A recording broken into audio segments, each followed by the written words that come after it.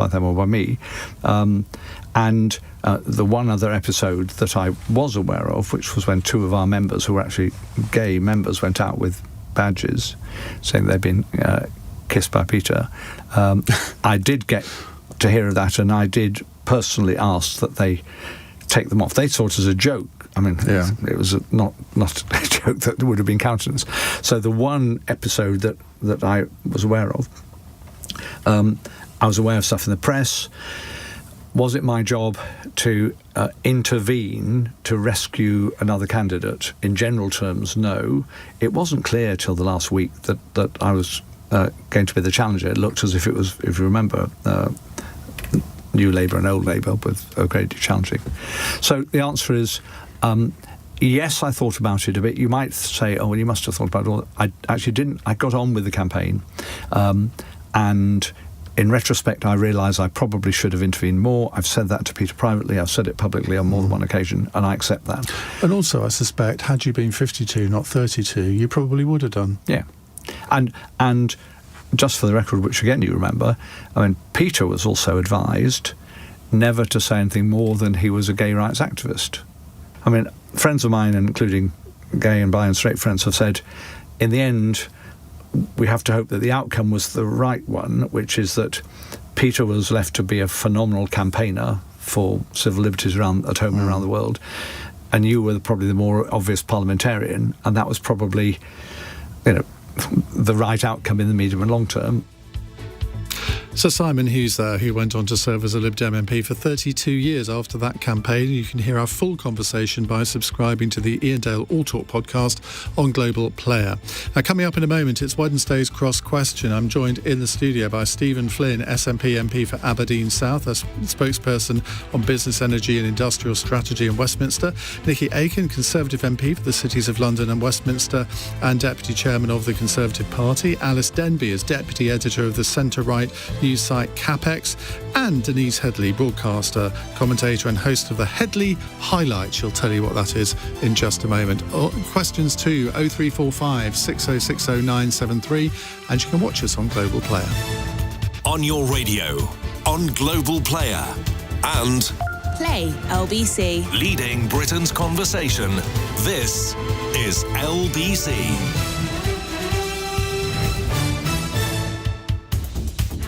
From Global's newsroom at 8 o'clock, the Home Secretary says culture and standards in the police need to change. It's after inspectors found hundreds of officers who should have failed vetting checks had been employed, and some even had criminal records. The Prime Minister, Rishi Sunak, is calling for police chiefs to take action. But Patsy Stevenson, a women's rights activist who was arrested at the Sarah Everard vigil, told LBC she doubts if change will come. We've been waiting for this for ages, but unfortunately we've seen a lot of empty promises where they say, OK, we'll hold ourselves accountable, but when the news dies down, are they really going to fix it? Two police officers have each been sentenced to 12 weeks in prison for sharing offensive WhatsApp messages with Sarah Everard's killer. PC Jonathan Coburn, who's 35, and 46-year-old former officer Joel Borders sent racist and misogynistic messages to Wayne Couzens. Downing Street says all the pledges Rishi Sunak made during his campaign to become Tory leader in the summer are now under review. They include a 10-point plan to tackle immigration and blocking new housing on the Greenbelt. And scientists say flu is back following a hiatus during the pandemic. Cases are already on the rise in England, despite flu season tending to peak in December and January.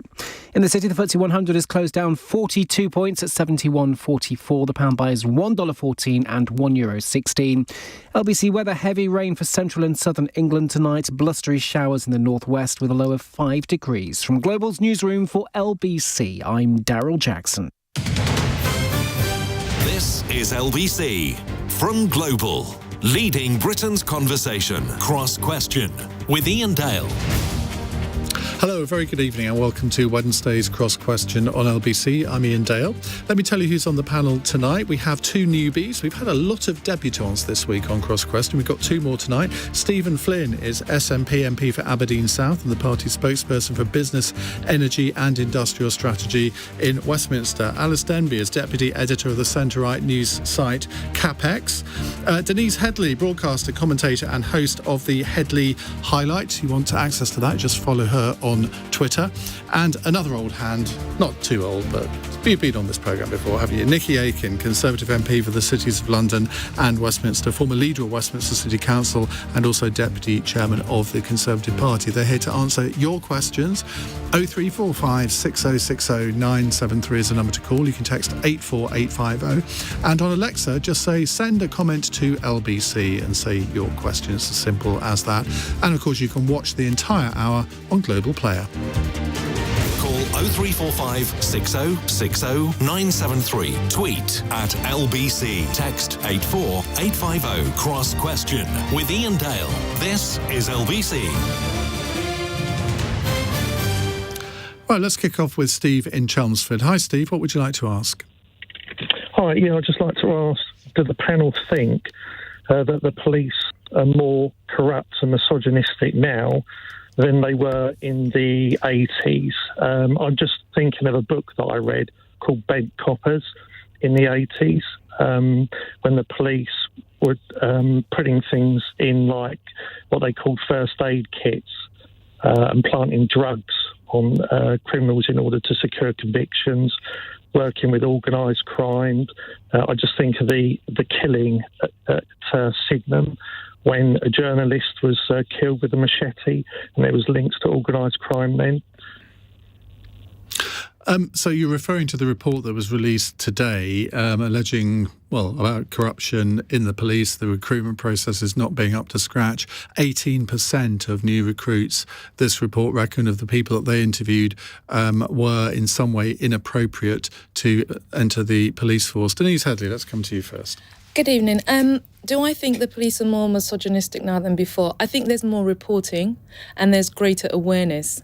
And I definitely believe that people are far more likely to pick up on particular types of behaviour. So I think in terms of our cultural understanding of what predatory behaviour is, people are more likely to identify that.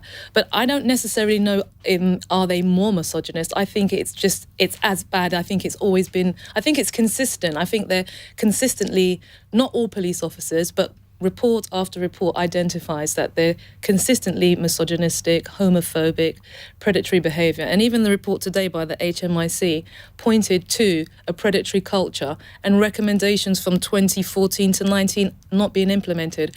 So the difficulty is we've identified them in the past. However, there has been minimal action, and I think that's a problem.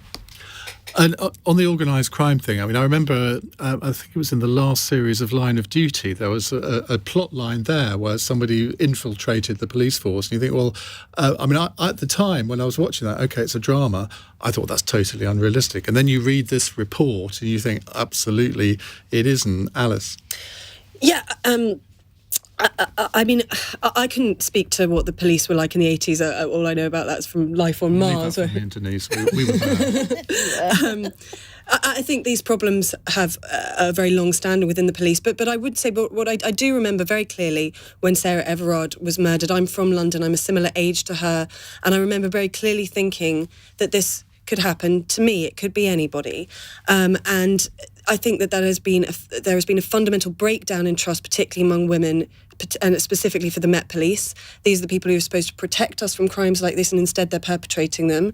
And it's clear that this is a problem that's endemic throughout the force. It runs through it like a cancer.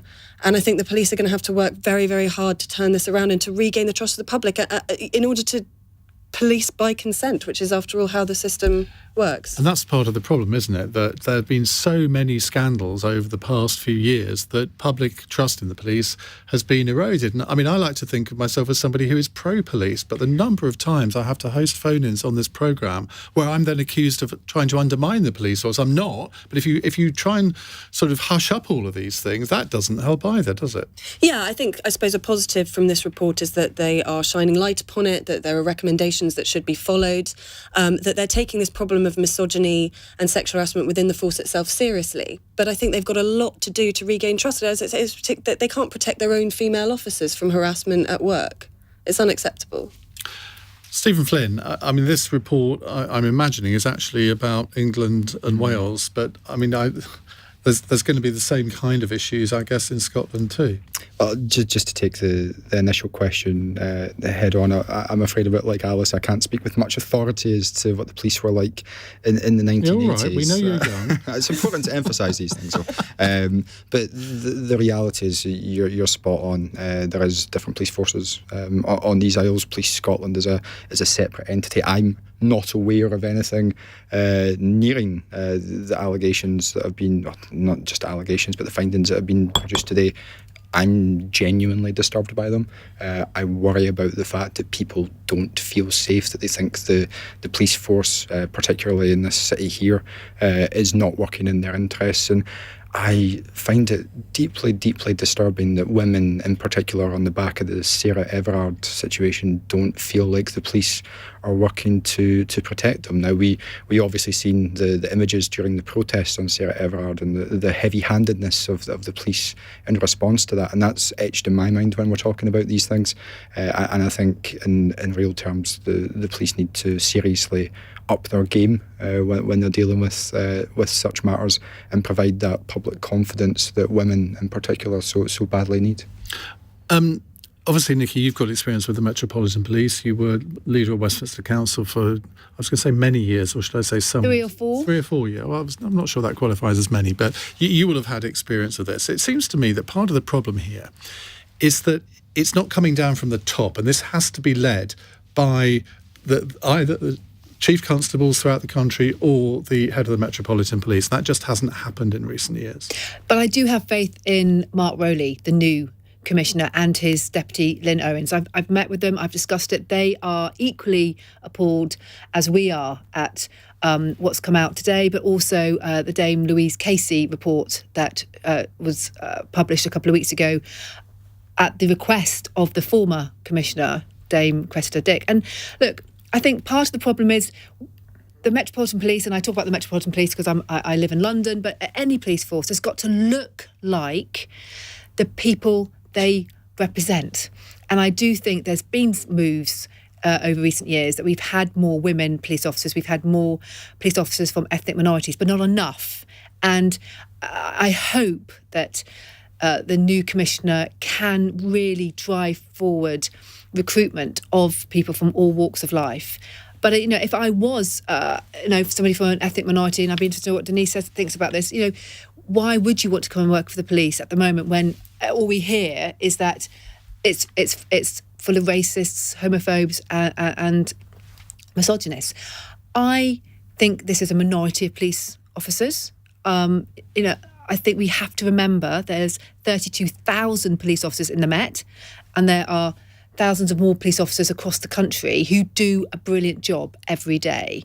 And I do think it's also very important to ensure that, yes, you're always going to get bad people in organisations, always. But according to this report, it's 18%. Yeah, so and that's horrendous. If we translate that into 32,000... Exactly. I mean, that's what, 8,000 people? Exactly, and that's ridiculous. But you've got to strengthen the vetting system across all police forces, but you're never going to have 100%. You're just not. But it's the way an organisation does deal with those officers who are then found to not be, providing the service that they should be, acting the way that we've heard in these reports, and dealt with properly. And you've heard in this report today of officers who have had, maybe a dozen or so complaints. And they're still in the police force. Yeah. It's ridiculous. That's got to be strengthened. Denise, you've got 2 young daughters. Would you, if one of them came to you and said, Mum, I'm thinking of applying to go into the police force, would you hold up your hands in horror or think, well, actually, no, you do that because we need good people going into the police force? I'd be afraid on many fronts because obviously I think in terms of the experience of women and ethnic minorities who are employees within the police force, they haven't had support. They have experienced all different types of discrimination, and that hasn't been taken seriously. And I think in answer to the question that was raised about the feelings that I have in relation to the police, I mean, we've had 2 deaths in the black community in the last few months. We had Chris Cabba, and then there was the other guy who was tasered effectively to his passing on the bridge. So the confidence issue within the black community, the ethnic communities, and I would even go so far to say working class communities, we are policed differently. And I think that's part of the problem. We haven't had that. There's a real reluctance to that. How many police services are currently in special measures? So the Met is, isn't it? Exactly. I think there's about 6 that are in special measures. So they're clearly... Manchester, I don't know whether it still is, but Manchester certainly was. And you think, well, that's Britain's third city. And so you've got the capital and the third city in special measures. Yeah, it doesn't inspire confidence. And in terms of consent, I'm not necessarily sure how many people want this type of policing that we currently have. But Denise, if we don't have more people from different ethnic minorities or women, we're not going to change it. And that's it. We do need to have those brave people who are going to say, actually, I want to be a police officer. I want to serve my community. They need the support when they're in there. Absolutely. Of course that's they the do. thing. Yeah.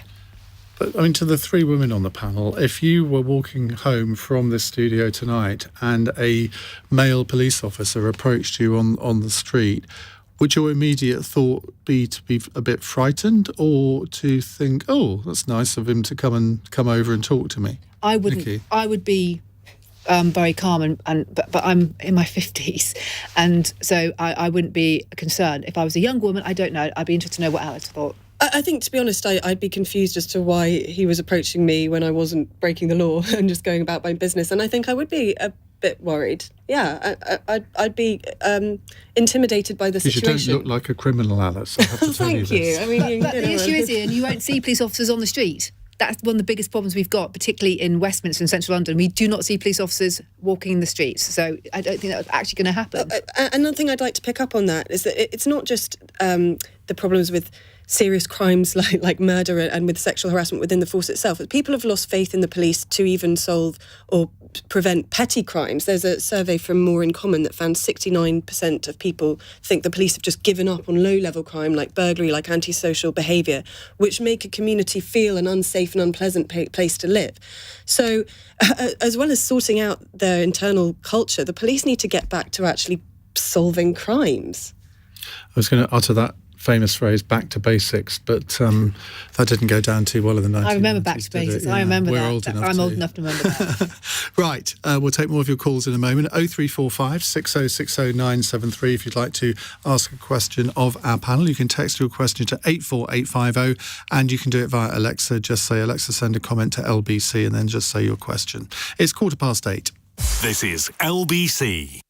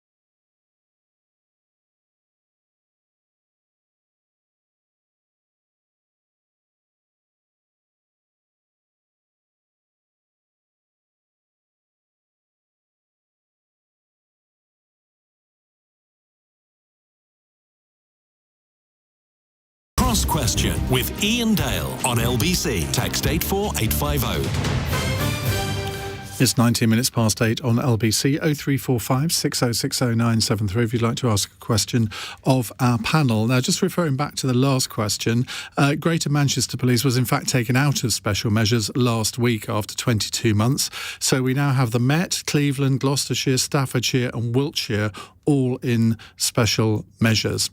Well, our next question is a tweet question from Mihal in County Down in Northern Ireland. Does the panel think King Charles should now be allowed to attend COP27 given the Prime Minister is going?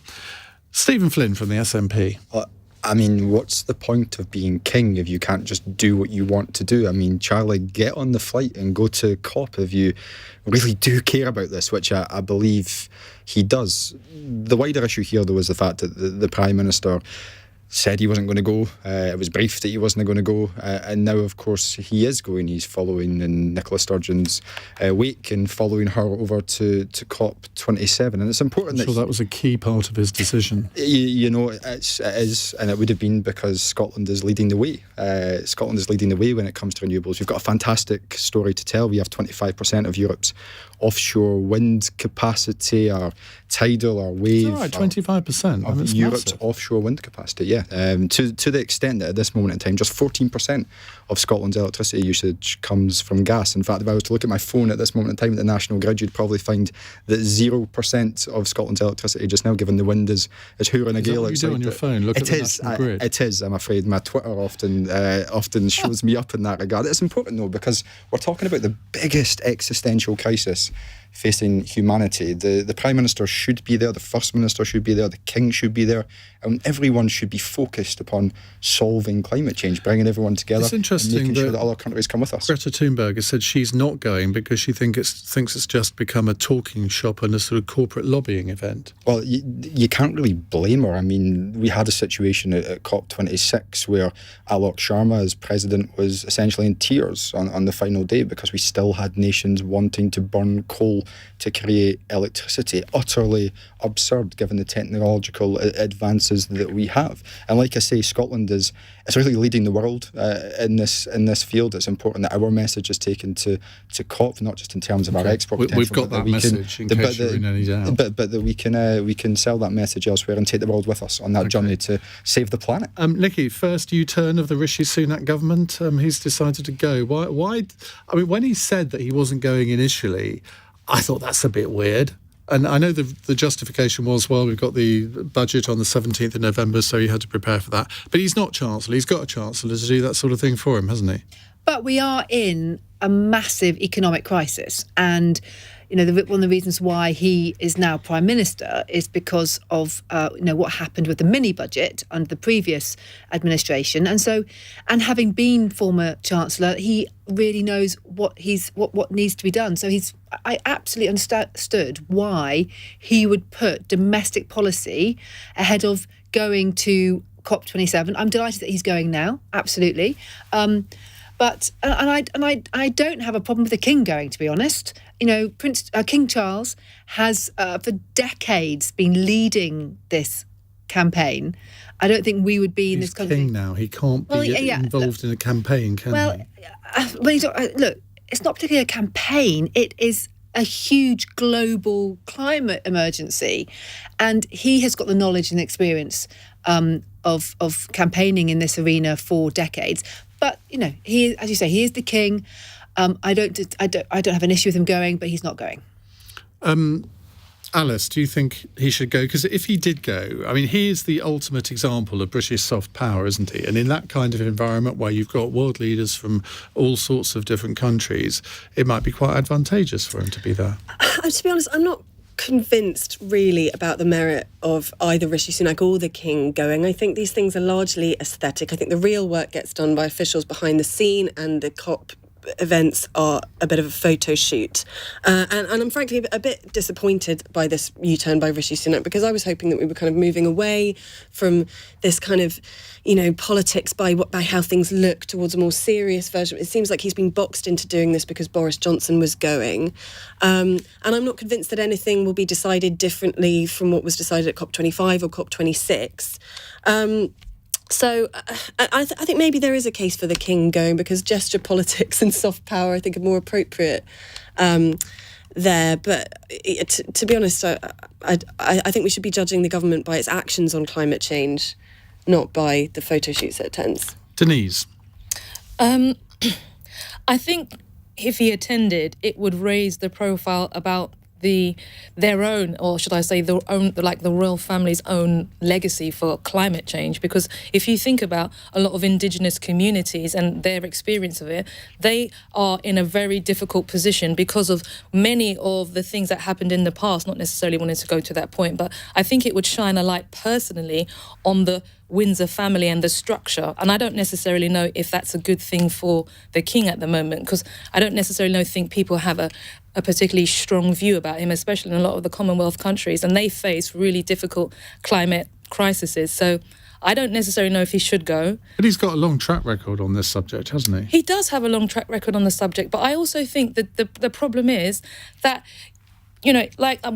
I do think COP has got achievements. It absolutely has got achievements. But in terms of the real issues that people are facing, I don't think that there is sufficient enough movement on it. And that's the difficulty I think the king would face even if he did go. I mean, he would bring more conversation and more light. But I also think it would shine a light on the royal family that maybe they don't necessarily want to have at this point.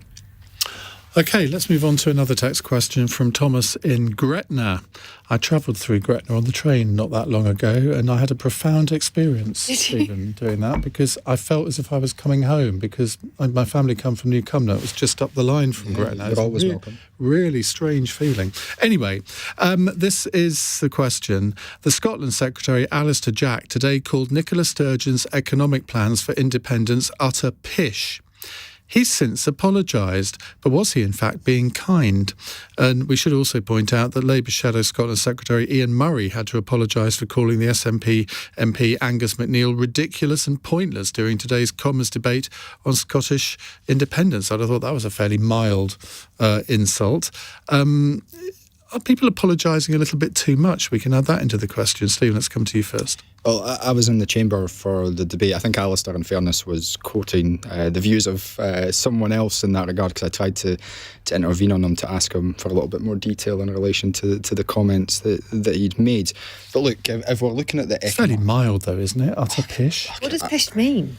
Rubbish. Okay. Yeah, I mean, it's just a colloquial Scottish term in relation to things. Anyway, when we're talking about the economic future of Scotland, we've just spoken about renewables. 25% of Europe's offshore wind capacity. What does that mean in real terms? It means about £25 billion worth of GVA on an annual basis. It means 385,000 jobs. And of course, at this moment in time, Scotland is bankrolling the Treasury. The Treasury's ready to tap into Scotland again for its windfall tax. I think they've already taken in £17 billion, or they're expected to take in £17 billion over the course of the next year or so in relation to taxation from Scotland's North Sea oil and gas sector. So the foundation of Scotland's economic prospectus is really, really strong, and I think the language which Alistair put forward, and indeed which Ian Murray put forward in the chamber today, was reminiscent of folk who are terrified about going to the Scottish people and asking them the question again as to whether they want to be part of this failing, broken Britain that we have, of course driven at this moment in time by Nickie's failed government. I think it's a failed government. I would suggest that you look at a bit closer to home at the Scottish government's record on the health and the education. Scotland's health sector is outperforming all of those in the UK in terms of education. 95% of Scottish school leavers go to positive destinations. I ask my friends who are living in Scotland, they will say, why are our kids not getting the education that they deserve? Why am I having to wait for my mum has to wait for my operation? But hey, look. That happens in England as well. Yeah, but and of course those waiting times in Scotland are less. You talk about a failing government, but I think closer to home, I think one of the reasons why the SNP and Nicola Sturgeon keep concentrating on an independence referendum is to hide the actual facts of what's going on, and the increasing tax you're charging for worse services. So we could bat this about all the time. But I'm interested in what you were saying about the wind farms and the renewables, which is really interesting about that. So has that been purely funded by the Scottish Government, or is that also helped by the UK Government? Of course, you'll be aware of the fact that energy is reserved to the United Kingdom Government, and there's been success in relation to the contracts for difference process. Absolutely. It's been a really big success story. It's a great story for the United Kingdom. It's a fantastic policy story, of course it is. Of course, we'd like to see that in relation to hydrogen and tidal going forward.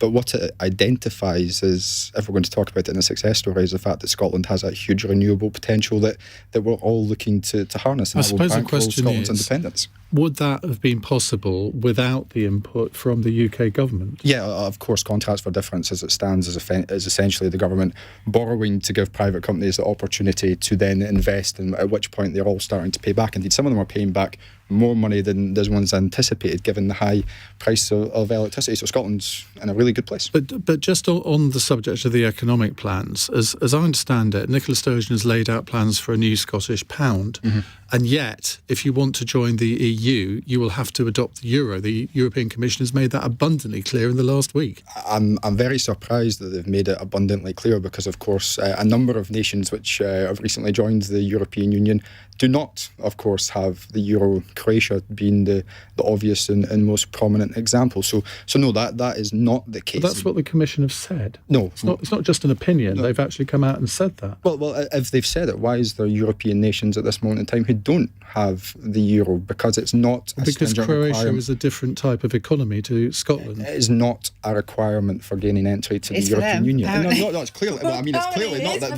But why do they keep saying it then? Well, the evidence shows that it's clearly not, and Scotland will, of course, be an independent nation within the European Union in due course. Right, utter pish. I'm now worried that is a word which I shouldn't be saying on the radio. I did look it up, and I think I'm okay. But I mean, I'm I not was trying to be 100% polite sure. and not say it, but I'll Thanks, defer to Stephen. you. Thank you. Ofcom, here we come. Alice. I mean, I regret to say I wasn't watching the debate like Stephen, but I suppose what I might ask you: Does Nicola Sturgeon have an answer on the question of, say, the trade border with England? Yes. No, sorry, do you want me to answer that? Go on. Absolutely. So at this moment in time, the vast majority of Scotland's manufactured goods actually go outside of the UK. The trade border would come in relation to services to the rest of the UK. We've been very clear about... England is Scotland's biggest export 52 market. million. Yes, 52 billion. in terms of services, that's In absolutely... terms of manufacturing exports in terms of services, that is the biggest where the biggest trade balance sits.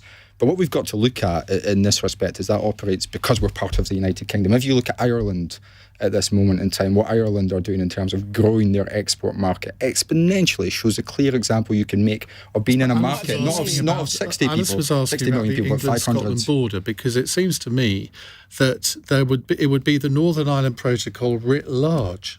And is the Northern Ireland Protocol not being essentially good for Northern Irish business? Some not. It appears to be doing positive things. Only people who seem to be annoyed by it, the Democratic Unionist Party, because they think it's breaking up the United Kingdom. No, all the parties say that it's not think- working particularly brilliantly in some sectors. I don't think all parties are of that view. Certainly, some. Well, even Sinn quite Féin positive. has said that it's imperfect. Well, not everything's perfect in life, Ian, but I think we can get to a situation where we can have a grown-up debate between the two governments upon the time that Scotland becomes independent, and we can make sure that we solve those issues at the border, which there is undoubtedly going to be. I don't think anyone's shying away from that. But Scotland's got its gaze elsewhere. 500 million people in Europe to export to. That's a much bigger deal than If you're part of the EU. UK. What do you mean, if? When? Are you going to then? How are you going to do that with the Scottish pound? If the EU Commissioner is saying you can't join. I mean, I've already answered this. There's a number of European nations at this moment in time who are members of the European Union who do not have They are the euro. members, but they're not. But they're saying that you can only join. You can only join in the euro. Would there be a separate Scottish central bank? Well, the position at this moment in time is, as I think we've made perfectly clear, is that we would Whenever a intend... politician says I've made it perfectly clear, that's usually the indication that you have. It usually indicates that we have, and we've produced a paper which I would suggest you may want to read in relation to this, that we will, of course, move to a Scottish pound in due course. Central bank. And we will seek to do that, yes, of course we will. But this is all being done without any sort of thinking about how the UK government is going to react to this, because, OK, you can form whatever currency you like, but you've got to have a central bank. And if the UK government says, well, you're not using the Bank of England here, then that's a problem, isn't it? I like to think that we can get to positive outcomes on this, because England, Wales and Northern Ireland are our friends and our allies. They are now and they will be in the future. And I think that collectively we can work together to find solutions to any problems that the UK government might have with this. But the real point of this discussion is, and the only reason I'm sitting here and indeed this is on the table, is because the Scottish National Party keep winning elections. Haven't won a referendum though. Since the election. Since you won't let them have one. Wait. Since didn't win the last one, or the one before. And I was living in Scotland when the 79 one. But since that referendum, we have had 3 general elections. We've had 2 Scottish parliamentary elections. We've had a European Parliament election and 2 council elections. The SNP has won every single one. And you've never won a referendum. They have a clear mandate from So independence. carried away have I become by this that I'm just looking at the clock and I'm 5 minutes late for the news, and we haven't heard from Denise yet, but we're going to hear from Denise after the news on this. It's 8:35. Let's get the headlines from Daryl Jackson. The Home Secretary says culture and standards in the police need to change. Suella Braverman has responded to a report from HM Inspectorate of Constabulary which found that hundreds of officers who should have failed vetting checks have been employed. 2 police officers who were in the same WhatsApp group as Sarah Everard's killer, Wayne Cousins, have been sentenced to 3 months for sending grossly offensive messages. Jonathan Coburn and Joel Borders joked about tasering children and animals. And new figures show that divorce rates rose by nearly 10% after the first lockdown. More than 113,000 legal separations were granted in 2021. LBC weather, heavy rain for central and southern England tonight. Blustery showers in the northwest, lows of 5 degrees. This is LBC. London.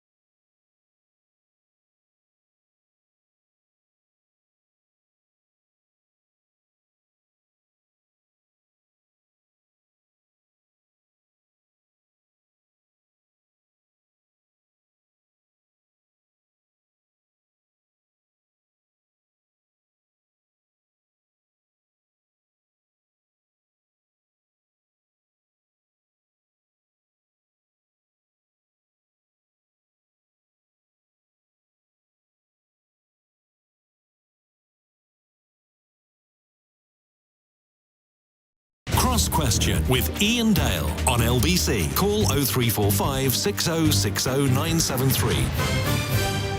8:39, we have Stephen Flynn from the SNP, Nickie Aiken, Conservative MP, Alys Denby from CapX, and Denise Headley, who is host of the Headley Highlight, which people can listen to via your Twitter feed on a Friday night, I think. Yes, 8 p.m. GMT, 3 p.m. Eastern, 11 p.m. Pacific time. Okay. Because I have an international audience. Don't we all love? Yes. Right, now, you didn't have your say on the last question about Scottish independence and whether the economic plans of the SNP are utter pish, which I have now realised is a rude word, so if anyone's offended by it, I apologise. I don't think the economic plans are utter pish. I think when people put forward proposals, they should be given an opportunity for them to, put it forward and to give it good consideration.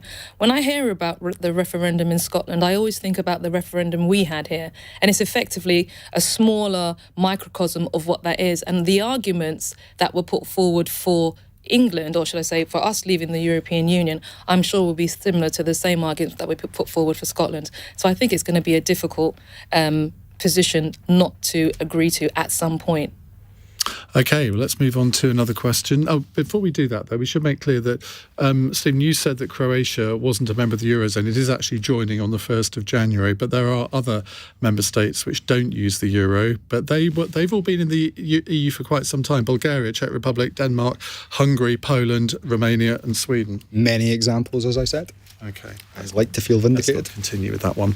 Let's go to Ollie in Newmarket, which is the constituency of a certain Mr. Matt Hancock, I believe, isn't it? Hello, Ollie. Hi, Ian. How you doing? Yeah, it is. Yeah, you're right there. But you're not going to ask about that, are you? No, I was going to ask how your leg was, though, how that's healing. But it's doing good. Well, it's very kind of you to ask. My left leg is fine, my right leg isn't, but carry on. Fair enough. My question's a bit related to your first hour. In my question to the panel, obviously your question was, will Putin use nuclear weapons? Now, my question to the panel, I'd like to get some answers, or what's on the table, really. If he does, what would we actually do? Because I don't believe there is actually a lot we can do about it. And it'd be a bit more specific than saying catastrophic, consequences, because obviously that's fine saying it, but I'm just wondering what we could actually do.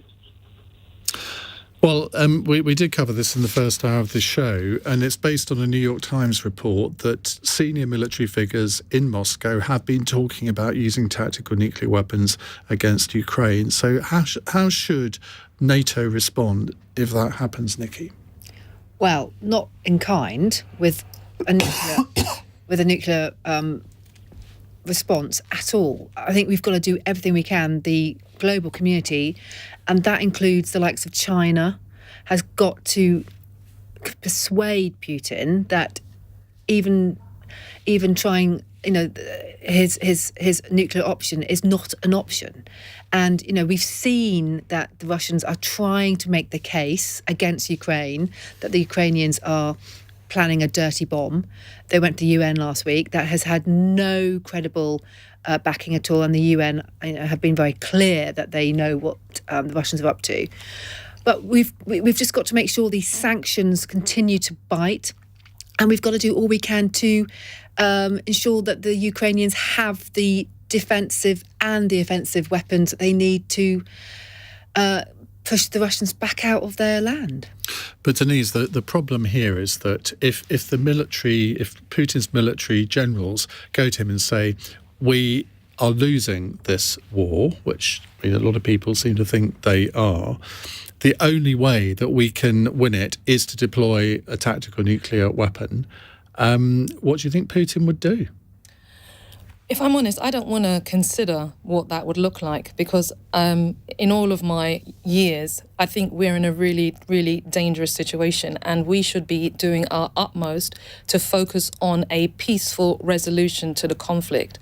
Something needs to be done in that regard. So I don't want to countenance what it looks like, and I don't know if that means I can't answer the question adequately as the questioner proposed it, but I don't want to countenance that. I think we should be moving towards some kind of dialogue so that there can be a peaceful acceptance of the outcomes, because in whatever war or that conflict, means surrender.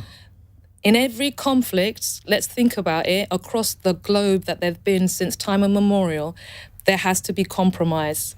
And that to me wasn't is the Second World War. We took on the Nazis. Look, I don't see how you cannot compromise. People are not with Putin. The amount of people who are losing their lives in this conflict is absolutely really it's a terrible situation. So I think what we should focus on is let us look for a solution which is a peaceful one. Where is the diplomacy in this whole debate?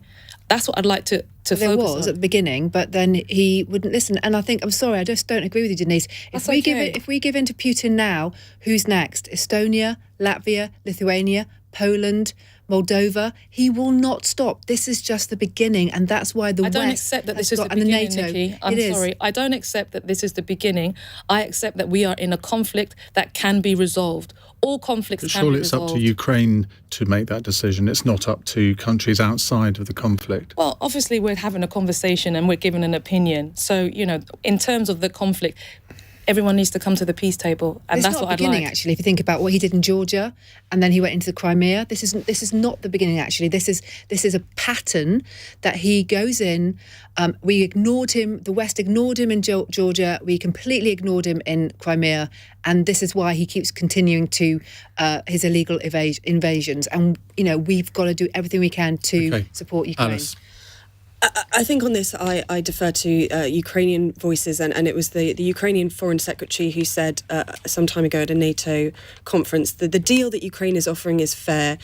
You give us weapons, we give up our lives, and the war is contained in Ukraine. And I think that there's a real powerful moral force to that. And clearly, if Putin does use a tactical nuclear weapon, that is a major escalation. That is an enormous red line. It's kind of an existential threat. And I suppose perhaps this is slightly flippant, but I'm very relieved that we have a nuclear deterrent in the Clyde. Oh, controversial one for you, that, Stephen.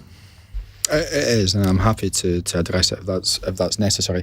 In relation to the diplomatic solution, there's a very basic one. That's for Vladimir Putin and every single Russian soldier to get out of Ukraine and to do so now. That's the diplomacy that we need in relation to this particular matter. Do I think Vladimir Putin is going to use nuclear weapons? He's obviously floated the false flag stuff over the last few weeks, and the UK government and indeed all NATO allies responded with a real show of strength in relation to that. I don't think he'll use it. I don't think China would allow it. I don't think the very small group of allies would allow that to happen. And I certainly think as generals, rather than talk about it, would probably put a different solution to Vladimir Putin, a long overdue one, if that was the route he went down. We get your drift. Thank you very much for your answers to that. We'll take more of your questions in a moment. 0345 6060 973. It's 8:47.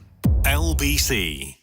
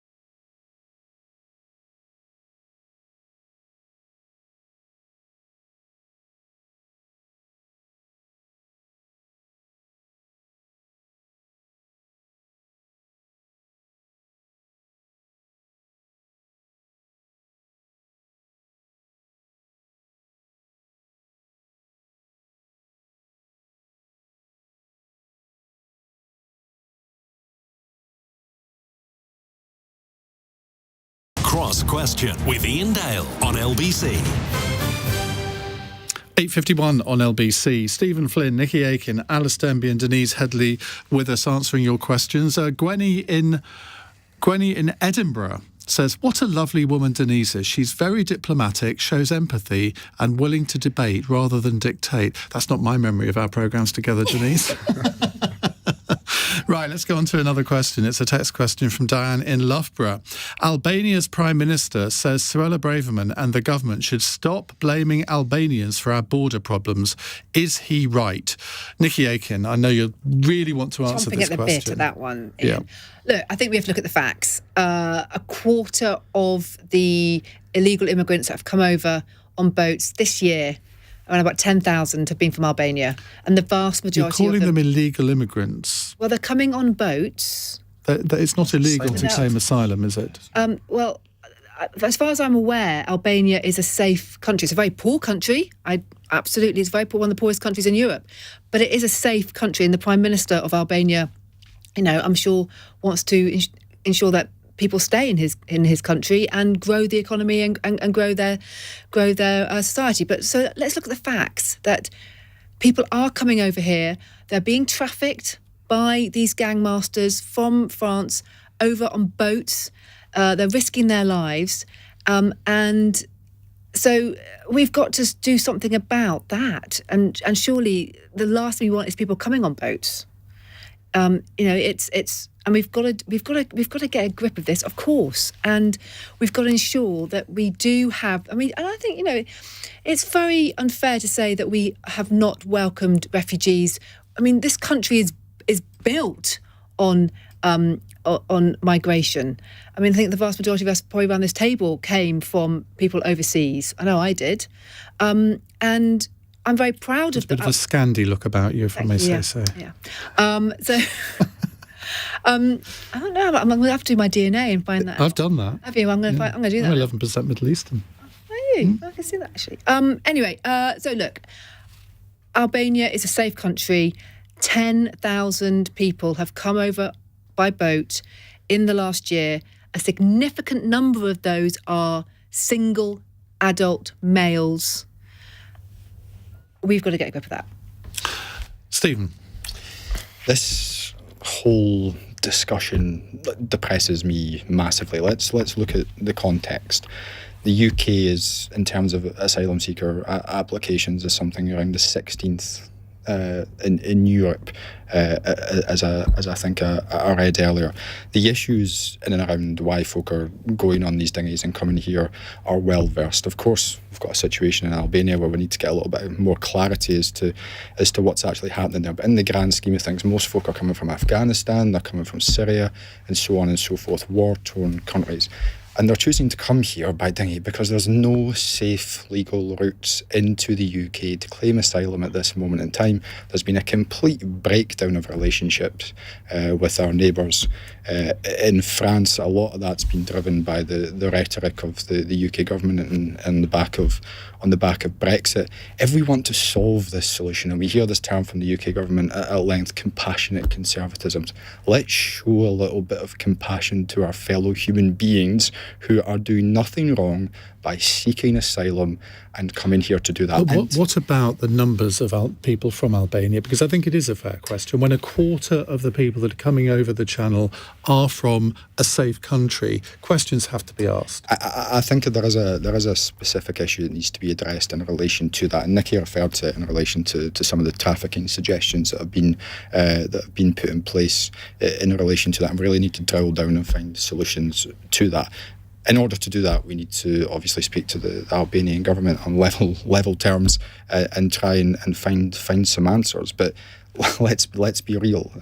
Folk aren't talking about this. Suella Braverman's not talking about this because it's Albanian. She's talking about it because she just doesn't want anyone coming here. And her divisive, horrific language over the course of the last week is at odds with what I believe and what I believe the vast majority of the people of Scotland view this issue through. So, some people are questioning this figure of a quarter coming from Albania because apparently over the past few days, the last week or so, 60% are coming from Albania. I mean, 60%, which is an astonishing figure. And it's quite... I mean, everyone says, well, the government's got to get a grip of this, but it's incredibly difficult to know how you, quote, get a grip. Yeah, I think another extraordinary figure I've heard is that it's 2% of the entire adult male population, so that's between 20 and 40 of Albania, has travelled here on small boats. So I do question whether every single one of those people is a legitimate asylum seeker. I think I would be very clear, and I agree with Stephen, that most people in the UK want Britain to be the kind of country that is welcome, that is a haven for asylum seekers. I personally, and I think many people would agree, that we've also benefited hugely economically and culturally from ordinary migration too. But the Albanian Prime Minister is absolutely right. This is not the fault of Albanian people. They are taking advantage here, some of them perhaps, of a broken system. It is taking far too long to decide asylum applications. We do not have strong enough powers to deport people who do not meet the criteria for asylum. And in the process, we are not treating these people humanely. We could do what Germany does and say we're not going to accept any asylum applications from anyone from Albania. I mean, that's one option. I think it's worth looking at why it is that countries like France, for example, grants something like 36% of asylum applications, whereas in Britain it's 75%. Are we really saying that France is a less humane country than us? I do think that we need... On that basis, yes. I mean, the figures speak for themselves, don't they? Would think that France is more humane when they grant... No. If they're granting 36% of applications and we're granting 75%, that kind of makes us more humane, doesn't it? Well, I don't necessarily agree, because I think that, we've got to look at the criteria. Are all these people genuine asylum seekers? Is the system robust enough? I mean, if it's taking this long to decide an application, it suggests that the system itself is not working, and that in itself is not humane. The situation we have where people are making this journey and risking their lives and then coming to a place that does not have the state capacity to provide their healthcare needs, their housing needs, is not a humane situation. Okay, Denise. I think, is our government responsible or is the Albanian government responsible? In answer to that question, our government is responsible because they have control over the immigration policy. They have a control over the system in terms of how people are processed and where they go afterwards. And I think the difficulty that we have is constantly having the conversation about immigration. I think if you look at where we are at the moment in the UK, we've got labour shortages across the board. Okay, that's a real significant issue for us. We should be finding ways in which we can encourage people to come to the UK so that we can plug some of those gaps. I mean, I don't know if you heard what, I think her name is Amanda Pritchard. She was talking today about what's happening with nurses. And she said one of the major problems that we're going to face this Christmas is the fact that we don't have enough nurses because there's massive vacancies. And I don't think the question around migration is ever handled properly. I don't think we ever look at the real reasons that we have migration. I think Stephen alluded to the fact that mainly people are coming from war-torn countries. And I think that's a significant question. I mean, we're going up to COP27. That's coming up in a few days. And the question of the climate imperative and how that impacts on migration flows, I don't think people... Well, we ain't seen nothing yet. The point I'm making is we need far more of a drive to have a much more... Oh, sorry, I'm running out. Okay, effective we policy. are slightly running out of time. Sorry. So there's a presenter and you're looking at the clock. I wasn't. Right, final text question from Deborah in Poole. James Corden is having to apologise for stealing a Ricky Gervais joke. I'm not a fan of either of them, to be honest with you. So, panel, who is your least favourite comedian? Shall I get the ball rolling to give you a few seconds time to think? I'm going to say Jimmy Carr.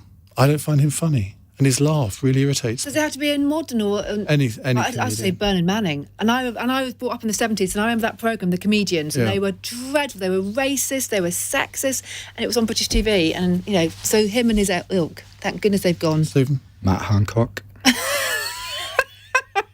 I think we're going to find out just how funny he is or is not, aren't we? Stephen's stolen my answer. Oh dear. So James Corden.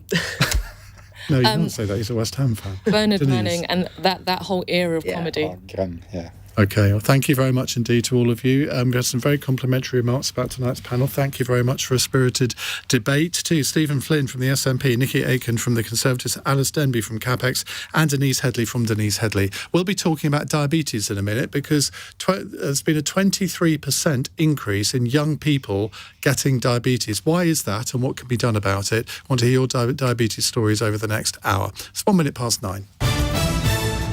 On your radio, on Global Player, and Play LBC. leading Britain's conversation. This is LBC. From Global's newsroom, the findings of a report into vetting standards in police forces across England and Wales has found hundreds, if not thousands, of corrupt officers may be serving. It highlighted cases where an officer's brother was the head of a criminal gang and another who bombarded his colleague with sexually explicit messages. National Chair of the Police Federation of England and Wales, Steve Hartshorn, has told LBC things have become